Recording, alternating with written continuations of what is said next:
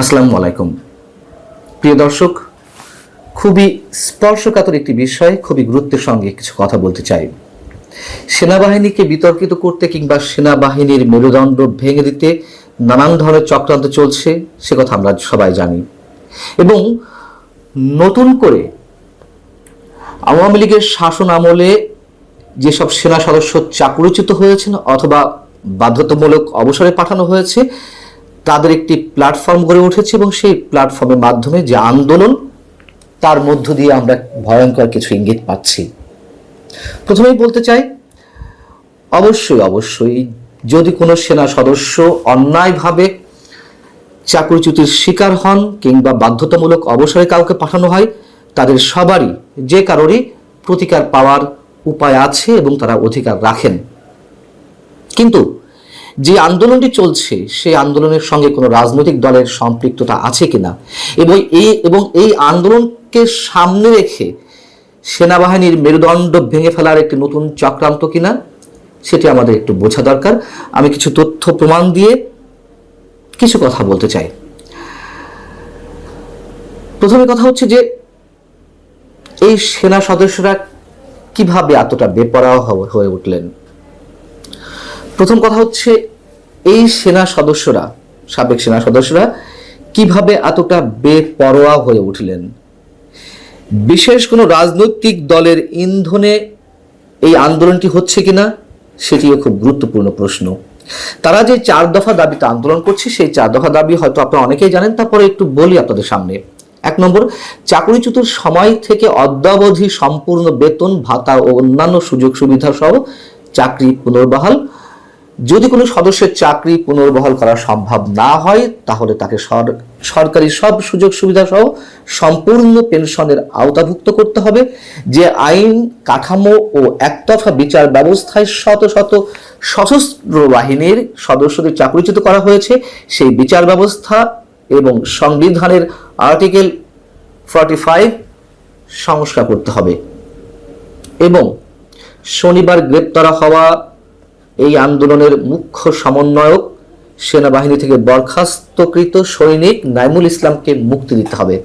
এই হচ্ছে 4 দফা। এখন এই 4 দফা দাবিতে তারা রোববার সকাল থেকে জাতীয় প্রেস ক্লাবের সামনে তারা অবস্থান কর্মসূচি গ্রহণ করলেন।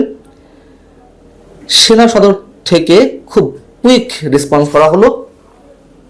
ব্রিগেডিয়ার জেনারেল আমিনুর রহমানের নেতৃত্বে একটি প্রতিনিধি দল সেখানে গেল তাদের সঙ্গে কথা বলতে, এবং প্রতিনিধি দলের পক্ষ থেকে জানানো হলো যে আপনাদের আবেদন সেনা সদরে জমা দেন, যেই বক্তব্যগুলো আপনাদের আছে।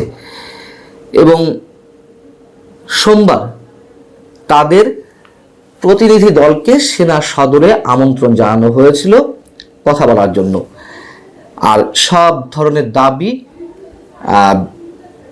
পূরণ করার একটা মৌখিক আশ্বাস দেওয়া হয়েছিল। কিন্তু আন্দোলনরত সাবেক সেনা সদস্যরা প্রতিনিধি দলের এই মৌখিক আশ্বাসে তারা আশ্বস্ত হতে পারেননি, বরং তারা কি করলেন, তারা প্রতিনিধি দল যখন চলে আসছিল সেনাবাহিনীর কর্মকর্তাদের যে গাড়ি, সেটির পথরোধ করলো। তাদের গাড়ির সামনে শুয়ে পড়লেন আন্দোলনরত সাবেক সেনা সদস্যরা এবং তারা জাহাঙ্গীর গেটের উদ্দেশ্যে লং মার্চ করার প্রস্তুতি নিলেন। সবকিছুকে একটু অস্বাভাবিক মনে হয় না? বাংলাদেশের ইতিহাসে এর আগে এমনটা কখনো দেখা গেছে? নিশ্চয়ই না। আমরা তো জানি যে সেনাবাহিনীকে বিতর্কিত করতে দেশের ভিতরে এবং দেশের বাইরে থেকে একটি বিশেষ গোষ্ঠী অনবরত নানান ধরনের বক্তব্য দিয়ে আসছেন। সেনাপ্রধান এবং সেনাবাহিনীর বিরুদ্ধে বিষোদ্গার করছেন, হুঙ্কার ছাড়ছেন, ক্যান্টনমেন্ট গুড়িয়ে দেওয়ার কথা বলছেন। এবং যারা সেনাপ্রধান, সেনাবাহিনী, ক্যান্টনমেন্ট এই শব্দগুলো বানানো ঠিক মতো করতে পারেন না, ভুইফোর অনেক সংগঠনের কথিত নেতারা তারা হুঙ্কার ছাড়ছেন ক্যান্টনমেন্ট গুড়িয়ে দেওয়ার জন্য। আমরা তো কিছুটা বুঝি, সেটুকু সক্ষমতা আমাদের আছে যে এই গোষ্ঠীটি কি চায়। সেনা সদস্যদের চাকরির ক্ষেত্রে বা তাদের যে সার্ভিস রুল অত্যন্ত কঠোর আমরা জানি। ধরুন কোনো কমান্ডিং অফিসারের অধীনে থাকা কোনো সেনা সদস্যের চাকরি যদি সেই কমান্ডিং অফিসার বা সিও তিনি সিদ্ধান্ত নেন যে তাকে চাকরিতে রাখবেন না, ওই পর্যন্ত কিন্তু শেষ নয়। ব্রিগেড কমান্ডের যিনি দায়িত্বে থাকেন তাকে এই বিষয়টি হ্যান্ডেল করতে হয়, পুঙ্খানুপুঙ্খ সবকিছু বিবেচনা করে তারপর বরখাস্তের জন্য সেনাপ্রধান বরাবর আবেদন করতে হয়। এবং যদি কারো চাকরি যায় তার আবার সেনাপ্রধানের কাছে আবেদন করার রাইটস আছে এবং 6 মাসের মধ্যে নিষ্পত্তি করতে হয়। আমি যতদূর জানি অন্তত সদস্যদের ক্ষেত্রে কারো চাকরি এ পর্যন্ত অন্যায়ভাবে যায়নি। আমরা তো সবাই জানি যে সেনাবাহিনী একটি সুশৃঙ্খল বাহিনী, সবাই জানি। হ্যাঁ, অবশ্যই উচ্চ পদস্থ কিছু কর্মকর্তা বা কর্মকর্তাদের কেউ কেউ গুরুতর অপরাধের সঙ্গে তারা জড়িত হয়েছেন, এ ধরনের অভিযোগ আছে এবং এর সত্যতাও কোনো কোনো ক্ষেত্রে আছে। কিন্তু সেনা সদস্যরা এই ধরনের অপরাধের সঙ্গে জড়িত হওয়ার মানে রাজনৈতিকভাবে জড়িত হওয়ার সুযোগ খুব কম থাকে। তাদের মধ্যে রাজনৈতিক আলাপই নিষিদ্ধ। উদাহরণ হিসেবে বলি, তাদের মধ্যে যে সার্ভিস রুল এতটাই কঠোর, যেমন কোনো সেনা সদস্য যদি এক্সট্রা ম্যারিটাল অ্যাফেয়ার্সে জড়িয়ে যান তার চাকরি থাকে না। যদি একাধিক বিয়েতে তিনি আবদ্ধ হন, তার বিরুদ্ধে গুরুতর অভিযোগ থাকে, তার চাকরি থাকে না। এমনকি চাকরিতে যোগদানের 6 বছর পর্যন্ত, অর্থাৎ চাকরির বয়সসীমা 6 বছর হওয়ার আগেই যদি কেউ বিয়ে করেন তার চাকরি থাকে না। এই যে সমন্বয়ক যাকে শনিবার আটক করা হলো, নাইমুল ইসলাম, বরখাস্তকৃত সৈনিক, তার বিরুদ্ধে সুস্পষ্ট অভিযোগ ছিল এক্সট্রা ম্যারিটাল অ্যাফেয়ার্সের, একাধিক বিয়ে করার অভিযোগ রয়েছে তার বিরুদ্ধে। তার এগুলো সত্যতা পাওয়ার পর তাকে চাকরি থেকে বরখাস্ত করা হয়। এবং যেটি বলছিলাম সবচেয়ে গুরুত্বপূর্ণ বিষয়টি, তা হচ্ছে এই নাইমুল ইসলাম, তাকে যখন আটক করা হয়, শনিবার সেনাবাহিনীর একটি টহল টিম তাকে যে কোনোভাবে দেখা করার জন্য ডাকে, কচুক্ষেত এলাকায় সম্ভবত। এই নাইমুল ইসলাম অস্ত্র তাক করে সেনা সদস্যদের উপরে। কোত্থেকে এই সাহসগুলো আসছে? কারা দিচ্ছেন? কারা ইন্ধন দিচ্ছেন? এবং এই নাইমুল ইসলাম একটি বিশেষ রাজনৈতিক দলের মঞ্চে উঠে বক্তব্য দিয়েছে।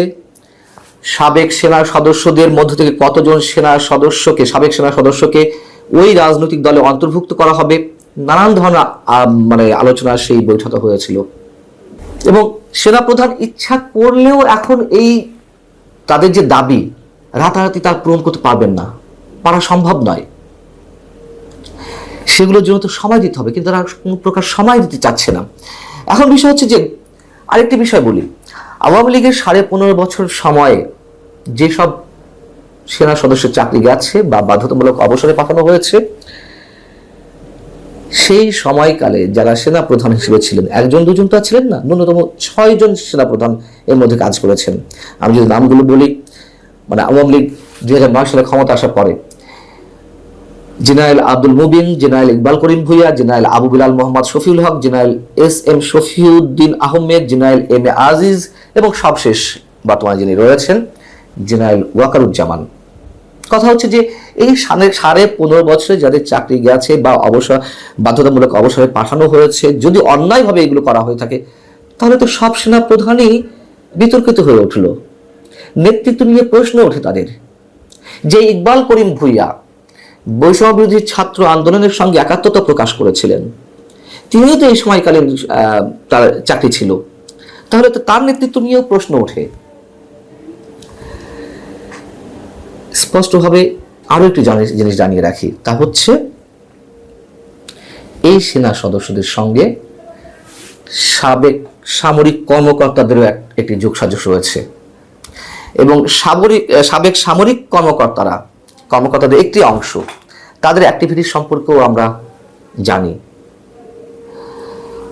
সবচেয়ে বড় কথা হচ্ছে কি, এই যে তারা রাতারাতি একটা কথিত দুর্বার আন্দোলন গড়ে তুলতে চাইলো, তাদের দাবি দেওয়া আদায় করতে চাইলো, আমরা গত 9 মাস যা দেখে আসছি, মব ক্রিয়েট করার মাধ্যমে, মব সৃষ্টির মাধ্যমে যে কোনো দাবি আদায় করা যায় সেটাতে এস্টাবলিশড হয়েছে।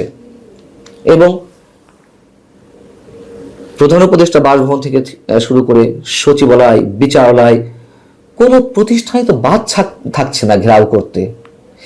সবশেষ সেনাবাহিনী, যেটি এখনো পর্যন্ত একটা সুশৃঙ্খল বাহিনী হিসেবে আমাদের সবার কাছে পরিচিত, সেই সেনাবাহিনীকেও বিতর্কিত করতে একের পর এক চক্রান্ত চলছে। এবং সেনাবাহিনীকে যদি এই ধরনের কথিত একটি মবের মাধ্যমে দাবি পূরণ করে নিতে হয়, তাহলে তো সেনাবাহিনীও অন্য সব প্রতিষ্ঠানের মতন খেলো হয়ে যায়। প্রিয় দর্শক, সময় খুব অস্থির, নানান ধরনের চক্রান্ত চলছে। আমরা জানি না যে কোন দিকে যাচ্ছি আমরা, এটি স্পষ্ট। আল্লাহ হাফেজ, ভালো থাকুন সবাই।